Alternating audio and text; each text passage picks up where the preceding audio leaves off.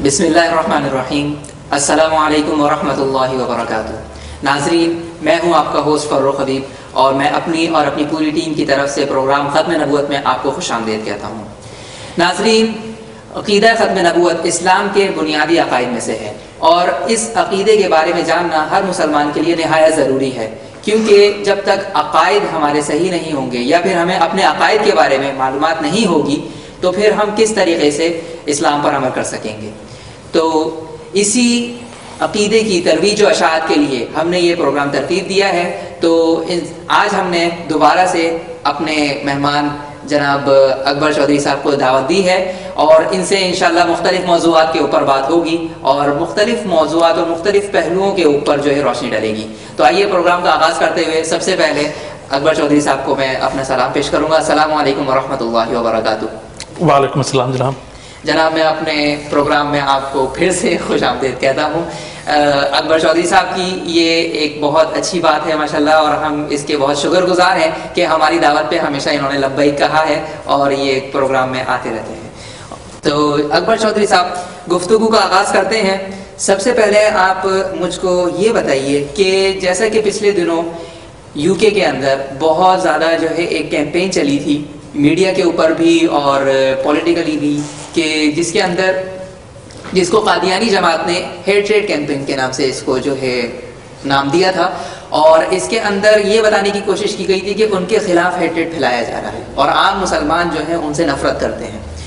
क्या ये बात सही थी और इस कैंपेन की असल हकीकत क्या थी?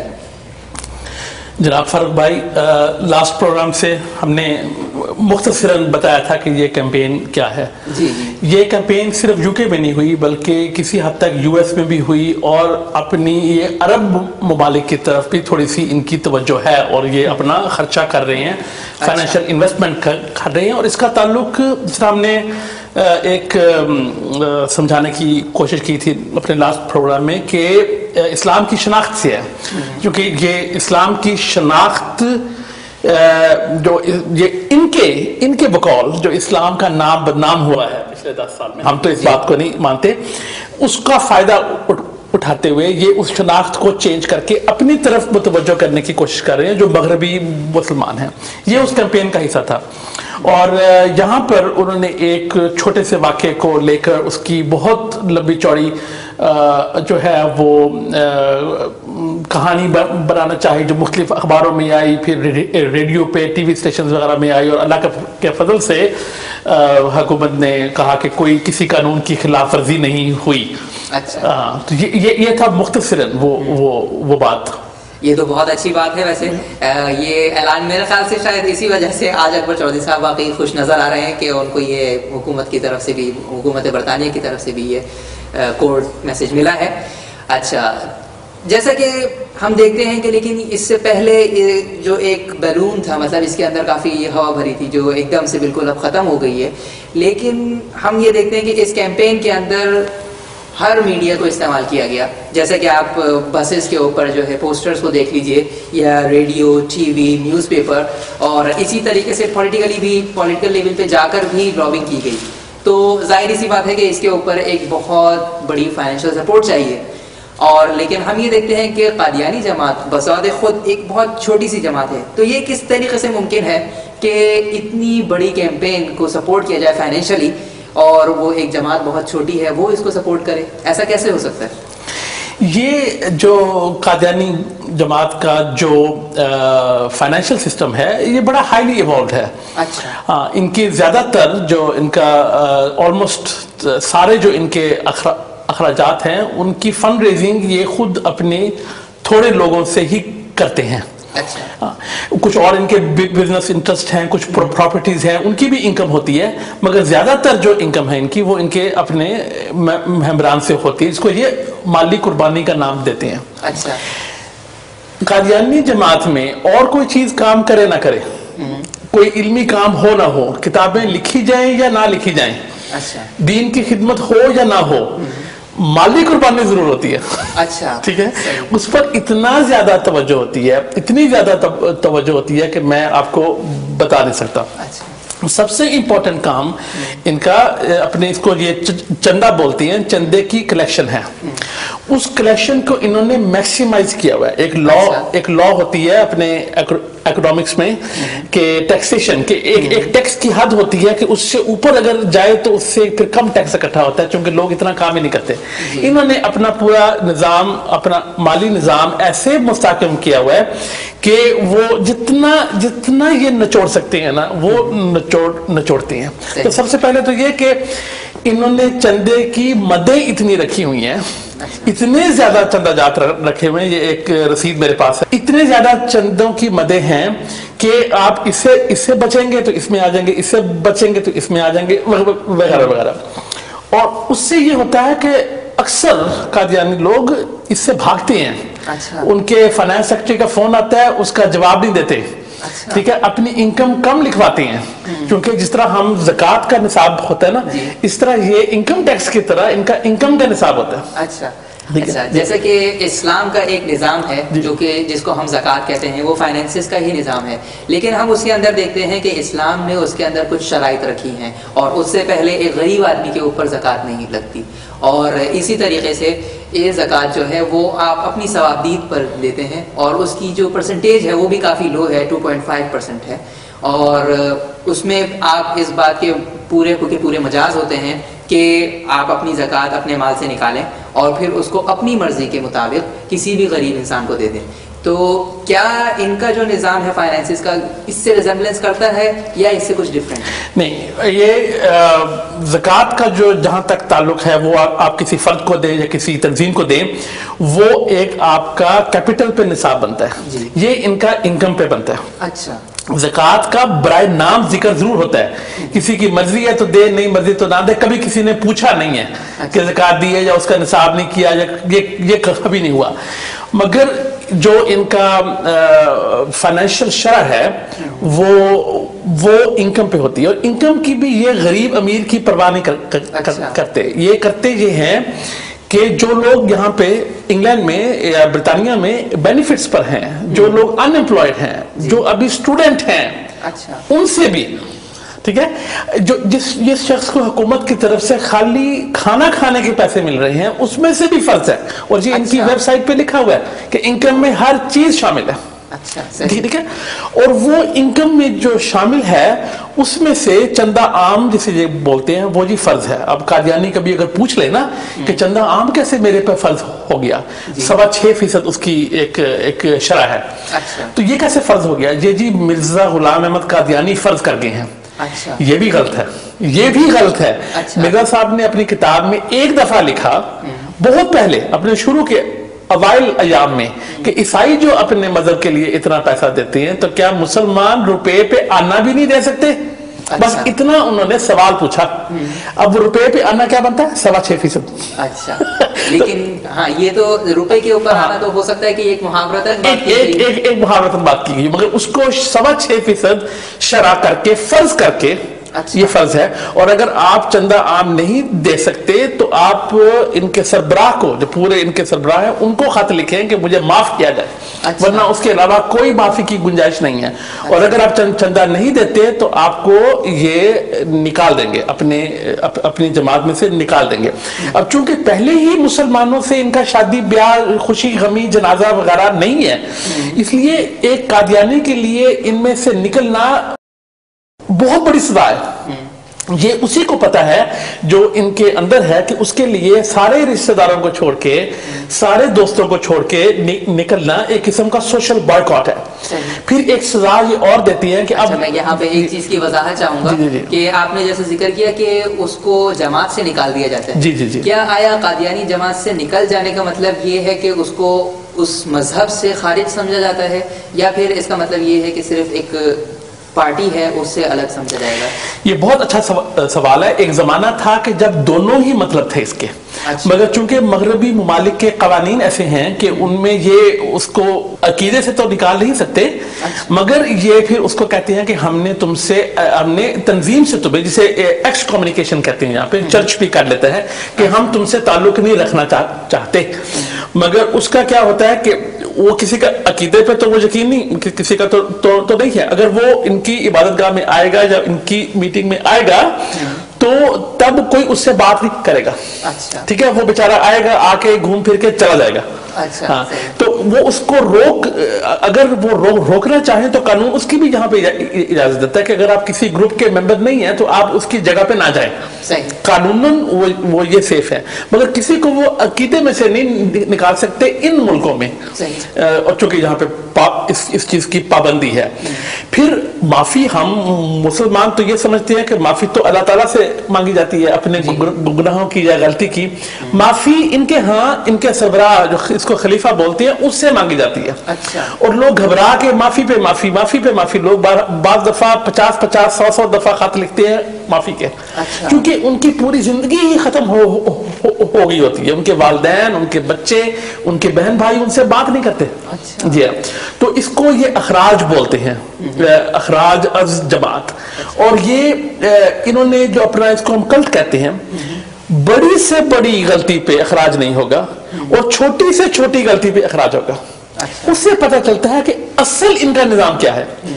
پیسے کے معاملے میں اخراج ہوگا, شادی بیاہ کے موقع پہ گانا لگانا یا ایسی کوئی بات کرنی اس سے اخراج ہوگا, حالانکہ ہم اس کو ایک بہت معمولی بات سمجھتے ہیں. اگر کوئی بینیفٹس لیتے ہوئے کام کر رہا ہے, ٹھیک ہے, بینیفٹس بھی لے رہا ہے اور ساتھ کوئی غیر قانونی طور پر کام بھی کر رہا ہے, اس کا کبھی اخراج نہیں ہوگا.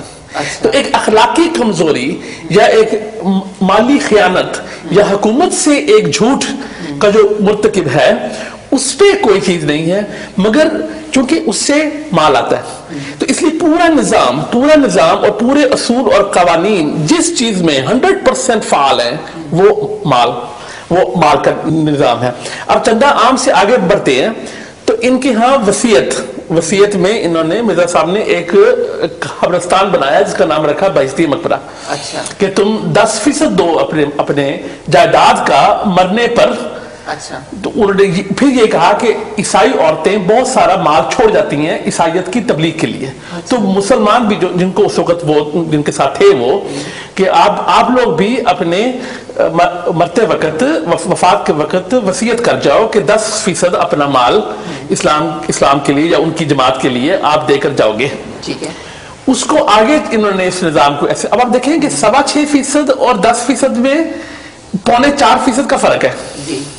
ٹھیک ہے, اب عام 6.25 ہے اور وصیت 10 ہے. اسی سے پتہ چلتا ہے کہ یہ کوئی فرض نہیں ہے, یہ بھی ان کے نظام نے یہ اتنے کم فرق سے یہ کوئی خاص فرق نہیں ہے 6.25 اور 10 میں, وہ انہوں نے رکھا ہوا ہے. اس کو جائیداد سے نکال کر پھر انہوں نے لے آئے انکم پر.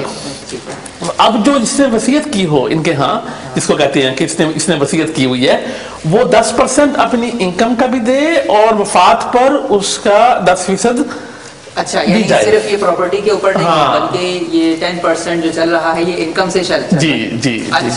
اور ایک زمانہ تھا, اب تو یہ کچھ قوانین کی عزت کرنے لگ گئے ہیں. ایک زمانہ تھا کہ مرنے والے کی, وفات شدہ کی کو دفنایا نہیں جاتا تھا جب تک کہ اس کی جائیداد کا حساب بے باک نہ ہو. اچھا جی, اور پہلے اس حساب کو کلیئر کرنا پڑتا. ہاں, اور رشتہ دار غمی کے موقع پر پریشان پھرتے تھے, کوئی قرض لے رہا ہے, کوئی ادھار لے رہا ہے, تاکہ یہ ان کا اس کا کھاتا کلیئر کیا جائے تو پھر اس کو وہ جو بہشتی مقبرہ انہوں نے بنایا ہوا ہے اس میں دفنانے کی اجازت ہے. پھر یہ ہوا کہ بہشتی مقبرہ وہ قادیان والا تھا. پھر انہوں نے جب یہ روا آئی, ان کو تو یہ امید تھی کہ ہم قادیان واپس جائیں گے, چناب نگر جس کو اب آپ کہتے ہیں, ٹھیک ہے, تو یہاں پہ انہوں نے لوگوں کو دفن کرنا شروع کیا امانتاً, کہ ان کو ہم ایک زمانہ آئے گا, ایک وقت آئے گا کہ اکھاڑ کے قادیان لے کر جائیں گے. اچھا. مگر اب وہ زمانہ چینج ہو گیا, پاکستان انڈیا کے تعلقات نہ رہے, ٹھیک ہے. اس کے بعد اب یہ ساری دنیا میں ان کے, جب یہ پاکستان میں ان کے خلاف آئین میں ترمیم کی گئی تو یہ باہر نکل آئے. اب انہوں نے یہ چھوٹے چھوٹے قبرستان جو ہیں یہ پوری دنیا میں بنائے ہوئے ہیں. اچھا. اور نظام وہی چل رہا ہے. پھر ان کا قانون تھا شروع میں کہ جو چھوڑتا ہے, جو ان کو چھوڑتا ہے یا جو وصیت سے نکلنا چاہتا ہے اس سے کوئی بھی لیا ہوا مال واپس کر دیا جائے گا. اچھا. میں خود گواہ ہوں کہ کئی لوگوں نے وہ اپنے دیے ہوئے پیسے واپس مانگے. آج تک انہوں نے کسی کے, میں نہیں جانتا کہ کسی کو پیسے واپس دیے ہوں. بلکہ ایک خاتون ہے حضرت حنیف صاحبہ جنہوں نے کتاب بھی لکھی ہوئی ہے, انہوں نے بھی باقاعدہ خط لکھا کہ آپ کے اصول کے مطابق آپ یہ پیسے واپس کر دیں. انہوں نے پیسے واپس نہیں کیے. جس آپ دیکھ رہے ہیں کہ ہر قانون, ہر چیز, ہر نیکی بدی, ہر معافی, ٹھیک ہے, ہر اخراج کا دار و مدار پیسے پر ہے. اچھا جی. ابھی یہ آپ کو میں نے 2 بتائے ہیں, اس کے علاوہ کوئی تقریباً 45 سے 50 تک شکیں اور ہیں. اور اس ہر شک میں سے آپ کو کچھ نہ کچھ وعدہ کرنا پڑتا ہے اور کچھ نہ کچھ دینا پڑتا ہے.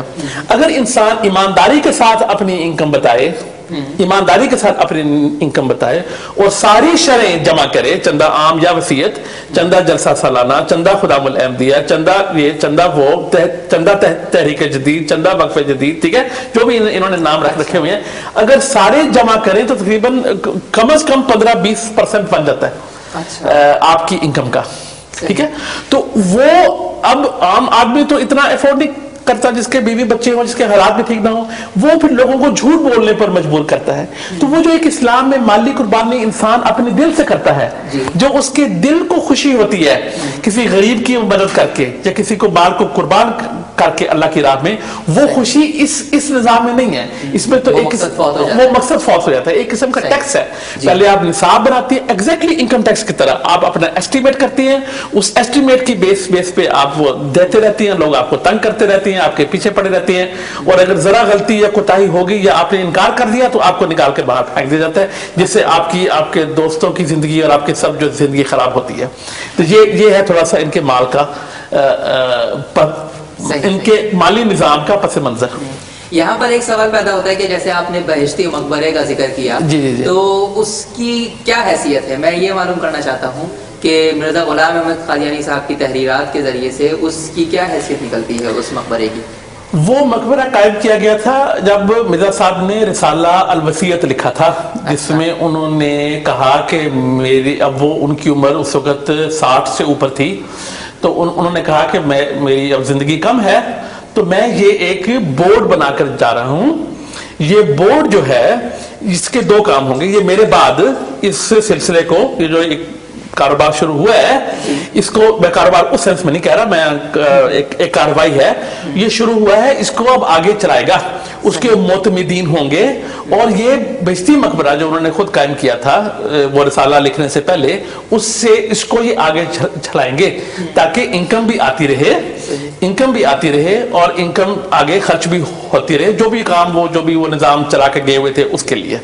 اس سے اس کا آغاز ہوا تھا. اچھا, آپ کو نہیں لگتا کہ جس طریقے سے آپ نے ان کا یہ فائنینشیل سسٹم بتایا ہے کہ اس طریقے سے یہ اپنے فائنینسز کو سپورٹ کرتے ہیں, تو جس کے اندر مختلف مدات ہیں, مطلب مختلف پرسنٹیجز ہیں ہر مد کے لیے, تو یہ اسلام کے بجائے یہ کرسچینٹی سے زیادہ قریب لگتا ہے, کیونکہ اسلام کے اندر تو اس طریقے کا کوئی کانسیپٹ نہیں ہے کہ انکم کے اوپر ٹیکس لگ رہا ہو, اور وہ ٹیکس بھی اس طریقے کا ہو کہ اگر نہیں دیا گیا تو اس کے اوپر اتنی سخت کارروائی ہوگی کہ ان کو جو ہے اپنی جماعت سے نکلنا پڑ جائے گا, اور ان کا مکمل طور پہ بائیک آؤٹ ہوگا کہ ان کے والدین, ان کے بہن بھائی بھی ان سے بات نہیں کریں گے. تو آپ کو نہیں لگتا کہ یہ ایک طرف تو احمدی جماعت اور قادیانیوں کا دعویٰ یہ ہے کہ ہم مسلمان ہیں, اور دوسری طرف جو ہے وہ فائنینس کو سپورٹ کرنے کے لیے جو سسٹم اپناتے ہیں وہ کرسچن سے اور کیتھولک یا پھر چرچز سے متعلق زیادہ ہے بجائے اس کے کہ وہ اسلام کا ہو؟ بالکل آپ نے ٹھیک کہا. جو مالی نظام ہے, جو جس طرح اسلام میں جو ایک فرض پیسہ ہوتا ہے زکوٰۃ, فرض زکوٰۃ ہے صرف, اور وہ کس چیز پہ خرچ ہونی چاہیے وہ ان کے ہاں نہیں ہے. یہ البتہ وہ یہ کہتے ہیں کہ ہم جس پروجیکٹ کے لیے پیسے اکٹھے کرتے ہیں، یہ سارے چندے جو ہم نے رکھے ہوئے ہیں یہ ڈیفرنٹ پروجیکٹس کے لیے ہیں، ڈیفرنٹ تبلیغ کے لیے ہیں، جن کا یہ ٹی وی چینل چلتا ہے، دیکھو ہم کام کر رہے ہیں، اور اسلام میں کسی کام کے لیے، کسی مہم کے لیے پیسے اکٹھے کرنا جائز ہے. ٹھیک ہے.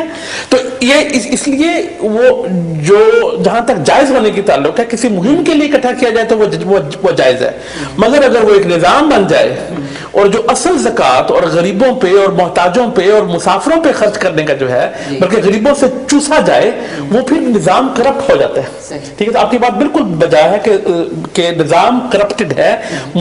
اسلامی جو نظام ہے زکوٰۃ کا اور غریبوں کی مدد کا اور جس چیز جگہ وہ خرچ ہونا چاہیے اس پہ نہیں، اس پہ یہ لاگو نہیں، اس پہ یہ جو ہے اس سے یہ مشابہت نہیں رکھتا. تو یہ اگر کوئی قادیانی سن رہے ہیں یہ تو جائز ہونا، کسی چیز کا جائز ہونا الگ بات ہے، مگر اس جائز چیز کو اس حد تک پہنچا دینا کہ اصل جو ہے کہ اس کے اوپر سزائیں بھی ملنی شروع ہو جائے اور اصل دب جائے، تو وہ پھر ایک جو ہے نا وہ ایک الگ نظام بن جاتا ہے جس کا کہ اسلامی نظام جو ہے فائنینشیل اس سے کوئی تعلق نہیں ہے.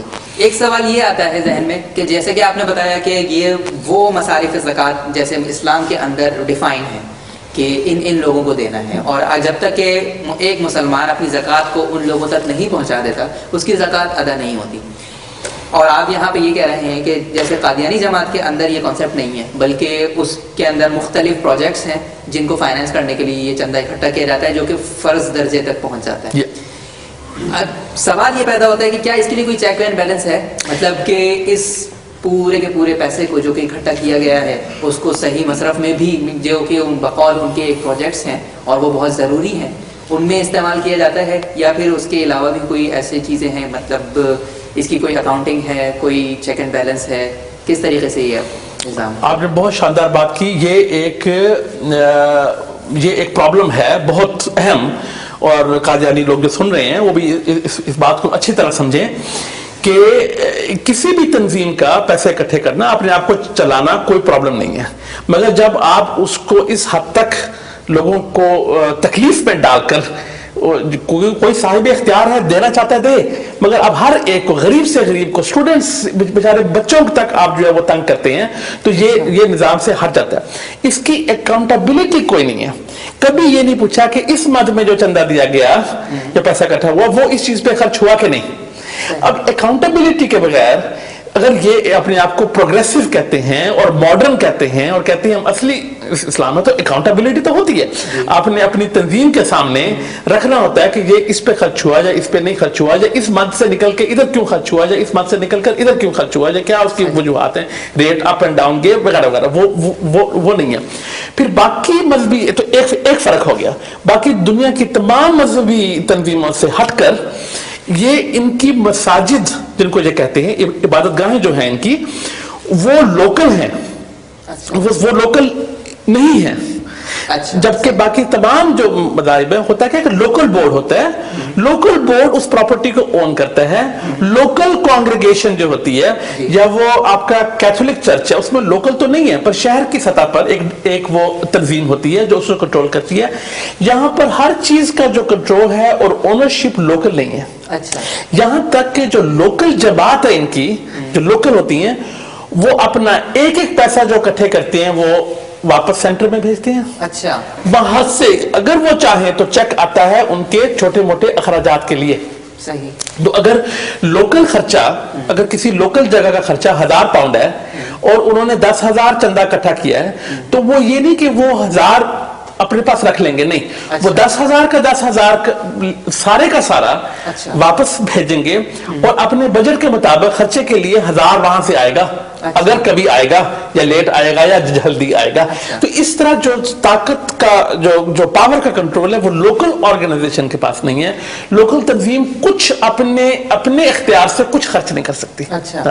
یہ ایک بہت بڑا فرق ہے، ورنہ تمام مذہبی تنظیموں میں یہ ہے کہ لوکل میں بہت زیادہ اختیار ہوتا ہے. اب جہاں بھی ہماری مسلمان مساجد ہیں لوکل بورڈ ہوتا ہے، اس کی اونرشپ لوکل ہوتی ہے، اس میں اگر کوئی مرمت کرنی ہے، کچھ ایڈیشن کرنی ہے وہ ایک لوکل فیصلہ ہے. ہاں اگر وہ کسی قومی تنظیم یا بین الاقوامی تنظیم کا حصہ ہے تو وہ اپنے سے کچھ حصہ اس تنظیم کو بھی دیتے ہیں تاکہ وہ ایک تنظیم بھی چلتی رہے. تو یہ لوکل کی بجائے یہ ایک سینٹرل کنٹرول ہے. اور چونکہ وہ ایک کلٹ ہے, کوئی آواز اٹھائے یا کوئی کبھی سوال پوچھے, ٹھیک ہے, آؤٹ, اخراج. اس لیے جب سوال پوچھا ہی نہیں جاتا, جو لوگ قادیانیوں میں رہ گئے ہیں وہ سوال پوچھنے والے اب نہیں ہیں, چونکہ ان کے سامنے مثالیں موجود ہیں کہ جس نے سوال پوچھا یا جس نے اکاؤنٹیبلٹی مانگی اس نے گویا کہ ان کے عقائد پر اٹیک کیا.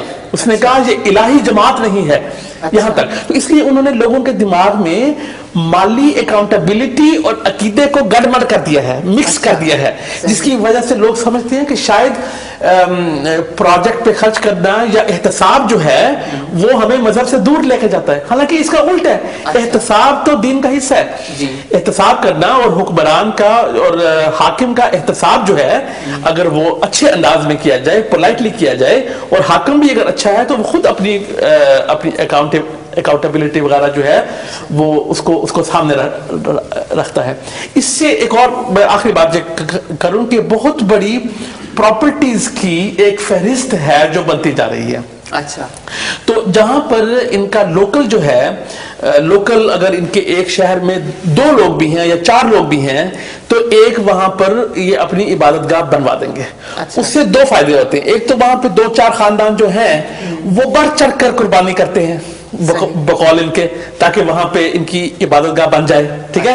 ایک تو وہ ان سے چندوں کے علاوہ بھی ایکسٹرا بھی نکلوا لیا.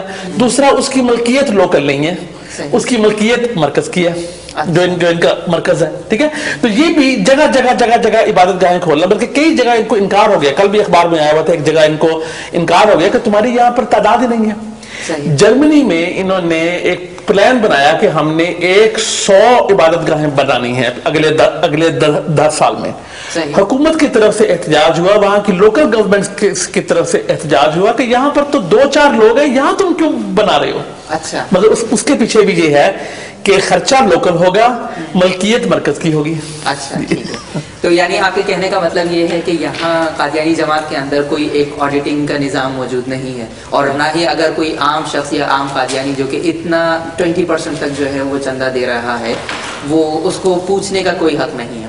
وہ یہ نہیں پوچھ سکتا کہ میرا پیسہ کہاں خرچ ہوا اور کہاں میں نے دیا تھا.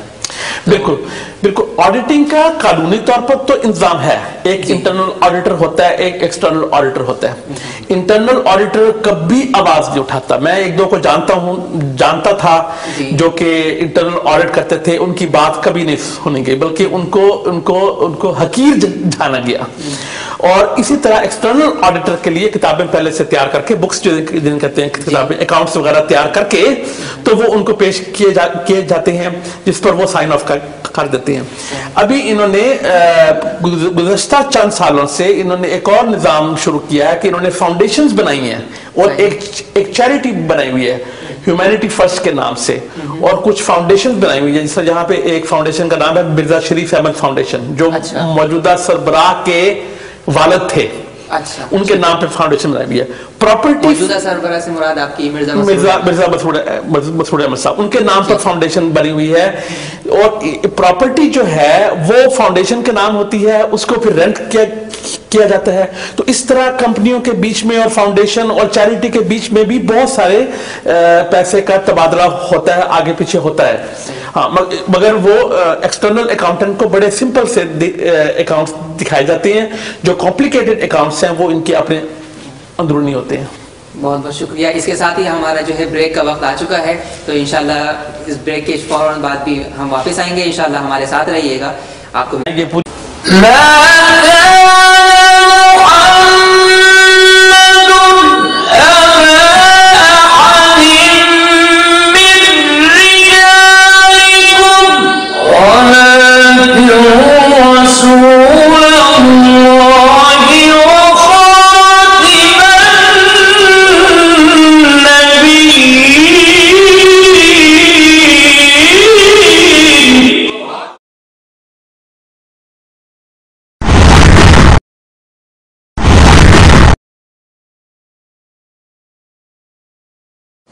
ویلکم بیک ناظرین.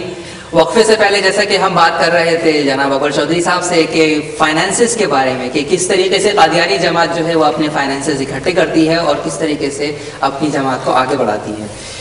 جس طریقے سے آپ بات کر رہے تھے اکبر چودھری صاحب، یہ بتائیے کہ اتنی زیادہ مسجدیں، جیسا کہ آپ بتا رہے کہ 100 مسجدیں جو ہے وہ جرمنی کے اندر بنانے کا ایک پروجیکٹ تھا، تو آخر مسجدیں اتنی کیوں بنائی جا رہی ہیں؟ کیا مسلمانوں کے لیے یعنی قادیانی جماعت کے لیے جو موجودہ مسجدیں ہیں وہ کم پڑ گئی ہیں، یا اس کے پیچھے کوئی اور چیز مقصد ہے؟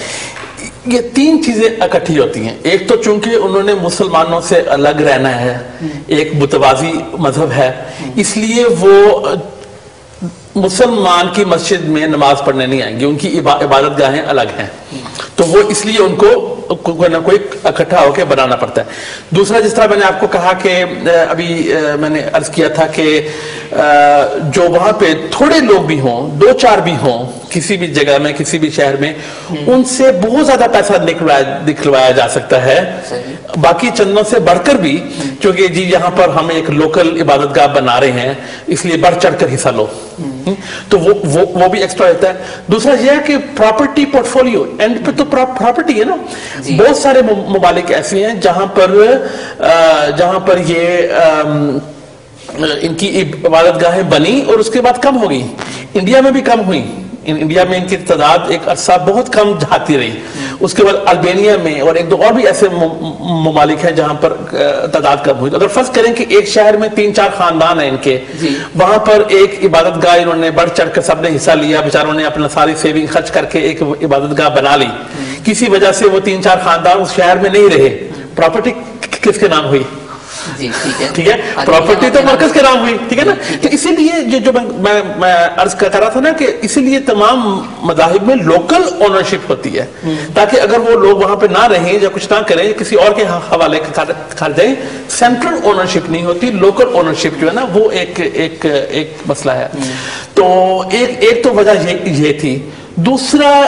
تیسرا پہلو اس کا یہ ہے کہ جہاں بھی یہ اپنا عبادت گاہ بناتے ہیں، سینٹر بناتے ہیں، چونکہ اس کی شکل مسلمانوں کی مسجد کی طرح ہی ہوتی ہے، اس لیے آتے جاتے لوگ بھی، ٹھیک ہے، کبھی کوئی بھولا بھٹکا، وہی شناخت کا مسئلہ پھر وہاں پہ نا وہاں پر آ جاتا ہے. تو اس کی وجہ سے بہت زیادہ ان کا زور ہے یہ بلڈنگ کو لینے پہ، کنسٹرکشن پہ اور چینج کروانے پہ. اچھا، قادیانی جماعت کے اندر پیسہ اکٹھا کرنے کے اوپر تو اتنا زیادہ زور ہے کہ مختلف مدعات کے اندر ان سے جو ہے پیسہ اکٹھا کیا جا رہا ہے، مسجدیں بنائی جا رہی ہیں، اور پھر ٹی وی چینلز ہیں یا پھر بہت الگ قسم کی کیمپینز ہیں کہ بسز پہ پوسٹرز لگانے ہیں، ریڈیو ہے، ٹی وی ہے، نیوز پیپر ہے، اور اسی طریقے سے بلاگنگ ہے. تو اتنی سارے مدعات کے اندر تو یہ خرچہ ہو رہا ہے، لیکن سوال یہ ہے کہ ایک عام قادیانی جو کہ اتنے پیسے خرچ کر کے، جس کے خون پسینے کی کمائی جو ہے وہ ان چیزوں میں لٹائی جا رہی ہے، آخر میں ایک عام قادیانی کیا اس سے بینیفٹ ہوتا ہے، اس موجود چندے سے یا پھر اس پوری کی پوری کلیکشن سے؟ کیا ایک عام قادیانی کو کچھ حصہ ملتا ہے؟ نہیں، اس کا جواب شارٹ آنسر از نو. ٹھیک ہے، اب میں چند باتیں کروں گا آپ سے. اگر قادیانی سن رہے ہوں تو وہ بھی ذرا غور سے سنیں کہ قادیانی اتنا جو پیسہ خرچ کرتے ہیں یہ اپنی سیاستدانوں پہ اور اپنی کیمپینز پہ، مسلمانوں کی شناخت چھیننے کے پیچھے، یہ اپنے لوگوں کے لیے کیا کر رہے ہیں؟ کتنے کالجز اور یونیورسٹیز انہوں نے بنائی ہیں، کتنے اعلیٰ تعلیم کے مراکز انہوں نے بنائے ہیں. یہ کہتے ہیں کہ یہ ڈاکٹر عبدالسلام قادیانی تھے، ان کو پاکستان نے عزت نہیں دی. گورنمنٹ کالج لاہور میں ڈاکٹر سلام کے نام پر ایک انسٹیٹیوٹ قائم ہے جو جہاں سے انہوں نے تعلیم تھی. قادیانی یہ بتائیں کہ انہوں نے ڈاکٹر سلام کے نام پر کون سا انسٹیٹیوٹ قائم کیا؟ ٹھیک ہے. تو اسی طرح جو عوام ہے اس کو چونکہ اتنا زیادہ مسلمانوں سے نفرت دلائی جاتی ہے، مسلمان علماء سے نفرت دلائی جاتی ہے، ہماری مخالفت ہو رہی ہے، کلٹ ذہن ہے، اس لیے وہاں پہ اکثر جو سادہ لوگ قادیانی ہیں وہ اس بات سے سوال ہی نہیں اٹھاتے کہ یہ جو کروڑوں کے پیسہ تم اکٹھا کر رہے ہو، اس کو تم ہماری فلاح، چلو باقی دنیا کی فلاح تو چھوڑو، جس طرح آغا خان گروپ ہے وہ پیسے اکٹھے کرتے ہیں، وہ جو بھی ادارہ قائم کرتے ہیں عوام کی فلاح کے لیے، بہت سارے ان کے ادارے ہیں. تو چلو باقی لوگوں کو تو چھوڑو, ہماری فلاح کے لیے تم کیا کر رہے ہو؟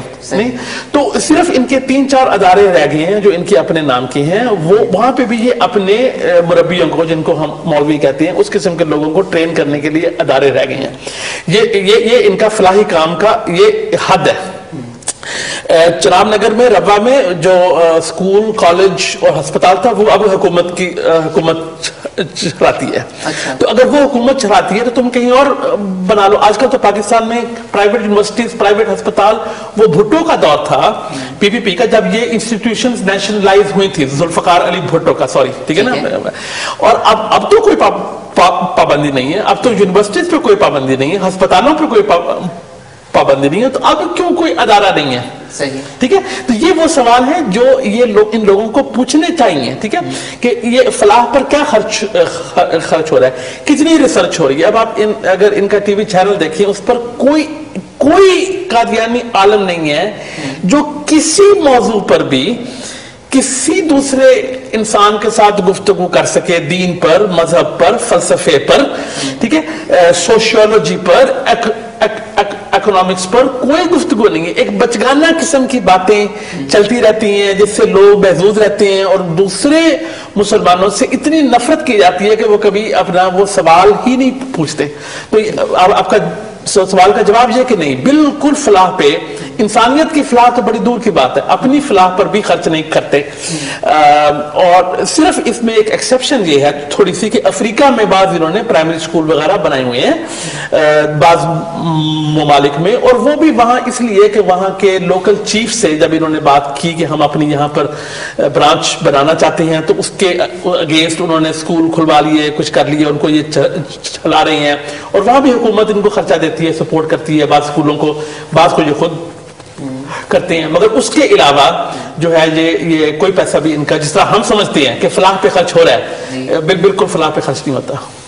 تو اب اس سے تو ہم کو ویسے یہ پتا چلا کہ ایک عام قادیانی جو ہے وہ اس سے بالکل بھی جو ہے مفید نہیں ہو سکتا. لیکن ان کے جو مربی ہیں, جو علماء کہلاتے ہیں, تو ان کو کیا منامات حاصل ہیں؟ کیا آپ اس کے بارے میں کچھ بتا سکتے ہیں کہ ان کو کس طریقے سے یہ سپورٹ کرتے ہیں, یا ان کو کس طریقے کی منامات حاصل ہے؟ جی, جو ان کے جامعہ احمدیہ جس کو بولتے ہیں, اس کے گریجویٹ ہیں اور وہ مربی بن کر نکلے وہاں سے. اول تو یہ کہ احمدی جو قادیانی سادہ لوگ ہیں, ان میں بڑی شوق ہوتا ہے کہ وہ اپنے ذہین بچوں کو وہاں پر بھیجیں. اچھا. اپنے, مگر پالیسی کے تحت جو ہے وہ زیادہ ذہین بچوں کو اس میں داخلہ نہیں دیا جاتا. اچھا, ٹھیک ہے, یعنی اس کے الٹ ہوتا ہے. جی جی جی جی. تو میں نے بھی جب میٹرک کا امتحان دیا تو میرے والدین نے بھی بڑے شوق سے کہا, انہوں نے کہا کہ نہیں, آپ کالج جا کے سائنس پڑھیں, ٹھیک ہے, آپ یہاں نہ آئیں. یہ بھی ایک عجیب سی بات ہے کہ باقی جو دینی ادارے ہیں, مدرسے ہیں, وہ تو بڑے خوش ہوتے ہیں کہ کوئی ذہین لڑکا فرسٹ ڈویژن لے کر اگر میٹرک میں سے آتا ہے تو اچھی بات ہے. یہ سیکنڈ ڈویژن زیادہ تر لیں گے, تھرڈ بھی بعض لیتے ہیں, مطلب کہ یہ ایسے لوگ دیں گے. پھر اس کے اندر جو ان کو سکھایا جاتا ہے, جو ان کو تعلیم دی جاتی ہے, سوائے عربی کے چند الفاظ, ان کو کوئی ایسی تعلیم نہیں دی جاتی جس سے, عربی بھی اچھی نہیں سکھائی جاتی جس سے کہ وہ باہر کوئی نوکری یا ملازمت کر سکے. اچھا, ٹھیک ہے, اس لیے وہ چھوڑ نہیں سکتے. وہ ان کا ایک پیشہ بن گیا. اس میں وہ 6 سال وہاں انہوں نے گزار دیے, اور 6 سال کا عرصہ بھی اتنا لمبا اس لیے, ایک وجہ اس کی یہ بھی ہے کہ جب وہ بچہ نکلتا ہے تو وہ کسی اور کام کے لیے, جب اس کو ہوش آتی ہے 28-30 سال کا, 35 سال کا ہو کر, اور کئی ایسے ان کے مربی ہیں جو میں جانتا ہوں کہ ان کو دل سے پتا ہے کہ یہ سب کیا ہو رہا ہے, ہاں یہ کیا کھیل ہے, مگر وہ ایک وقت آتا ہے کہ وہ کہیں پہ جا نہیں سکتے.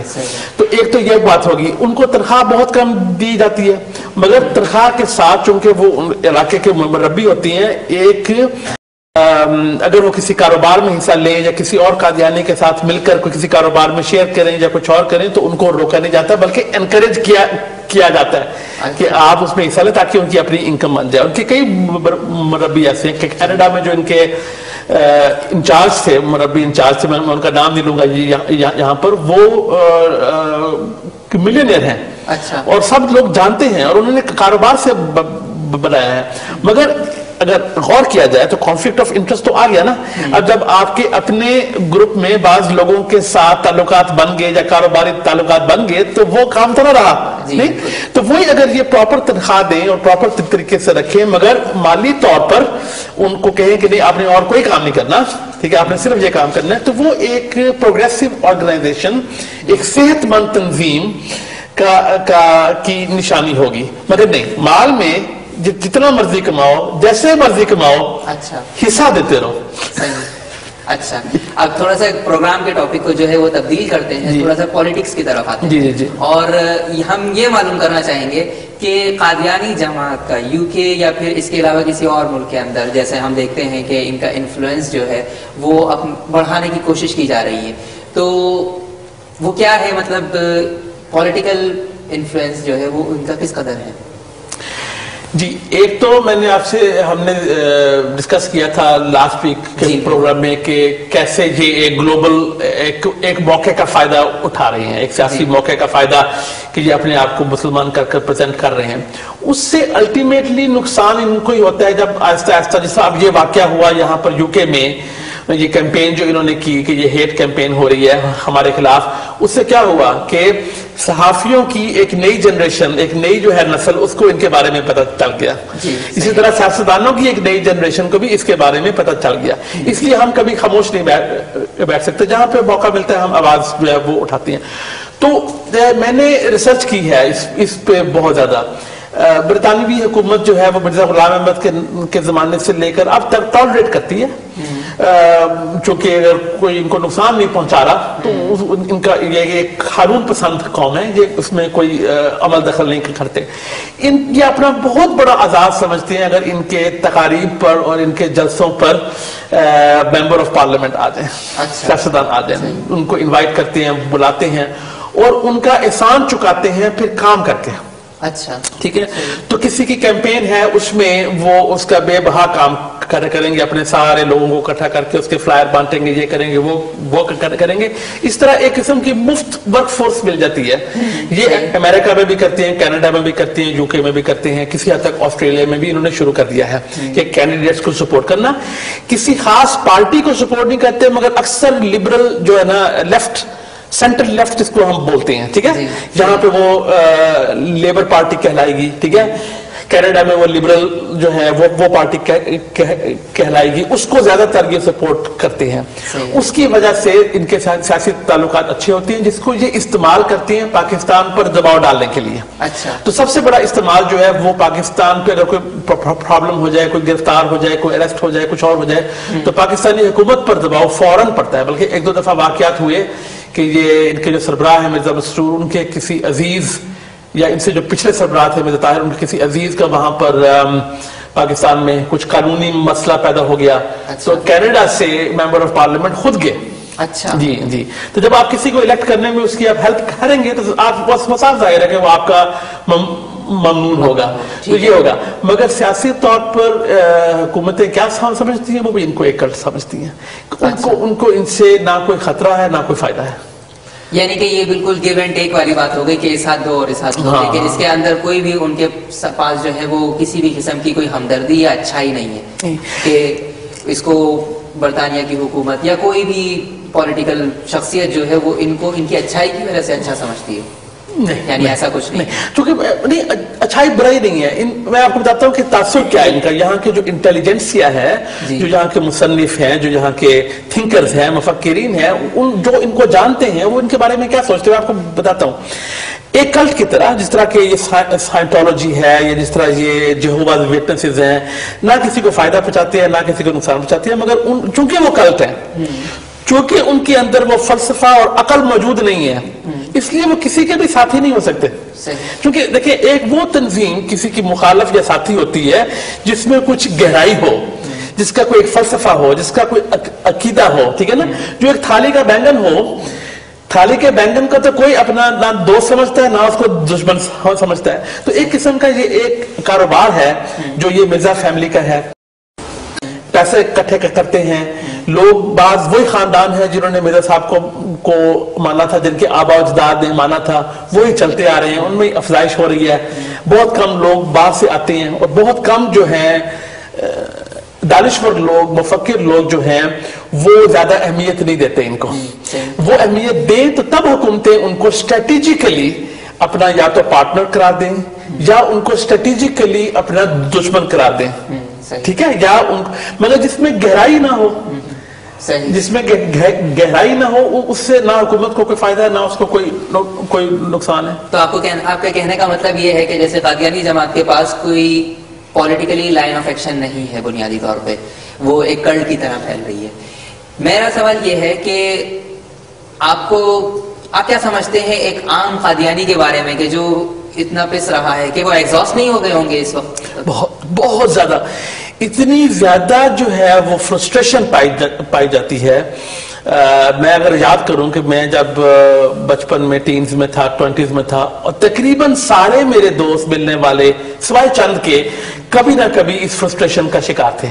مگر بات یہ ہے کہ چونکہ ہمارا کلچر ایسٹرن کلچر ہے. کیا اس بات کا انہوں نے آپ کے سامنے کبھی اظہار بھی کیا یا آپ نے کبھی خود آبزرو کیا جب کہ آپ پچھلے زمانے میں جب قادیانی تھے, تو کیا آپ نے خود اس چیز کو فیل کیا کہ یہ ایک مایوسی پیدا کر رہی ہے عام قادیانی میں, اور ایک وقت آئے گا کہ یہ بوائلنگ پوائنٹ جو ہے وہ ریچ ہو جائے گا؟ ہاں, بوائلنگ پوائنٹ تو پتہ نہیں کب آئے گا, مگر یہ ہے کہ جو عام سادہ لوگ قادیانی ہیں وہ اس میں پھنسے ہوئے ہیں. تو پھر وہ کیا کرتے ہیں, ایک چھوٹا سا طبقہ ہوتا ہے جو ان میں ایکٹیو ہوتا ہے, اکثریت ایکٹیو نہیں رہتی. وہ بس اس کو اپنے ایک سوشل نظام سمجھ کر کہ شادی بیاہ خوشی غمی کے لیے رکھ کر اپنا وہ الگ ایک زندگی اختیار کر لیتے ہیں. ان میں سے کچھ چھوڑ بھی جاتی ہیں, جو چھوڑتی ہیں ان میں سے کچھ دریاں بن جاتے ہیں, چونکہ وہ مذہب سے اتنے متنفر ہوئے ہوتے ہیں. اس لیے اکثر قادیانی, اکثر تو خیر نہیں, ایک اچھا حصہ قادیانیوں کو جو چھوڑتا ہے نا وہ لادین بن جاتے ہیں, کیونکہ اتنی ان میں وہ مذہب کے نام پر جو ان کے ساتھ برتاؤ کیا گیا ہے اس کی بیس پر ان کو اتنی نفرت ہو جاتی ہے حضرت سے ہی کہ وہ ایک قسم کے لادین بن جاتے ہیں. تو جہاں تک یہ رہا تعلق کہ ایک بوائلنگ پوائنٹ کب آئے گا, بوائلنگ پوائنٹ تب آتا ہے جب بوائلنگ پوائنٹ 3-4 دفعہ آ چکا ہے. یہ بھی آپ کو میں مطلب ایک چھوڑ جاتا, ٹھیک ہے نا, اور مگر ہر دفعہ اس کو جو ہے وہ کنٹرول کر لیا گیا, بعض لوگوں کو نکال دیا گیا. پھر وہی لوگ کہتے ہیں یار میرا کھانا پینا یہاں ہے, ٹھیک ہے, میرے فیملی یہ ہے, میرا وہ ہے, وہ بھول جاتے ہیں.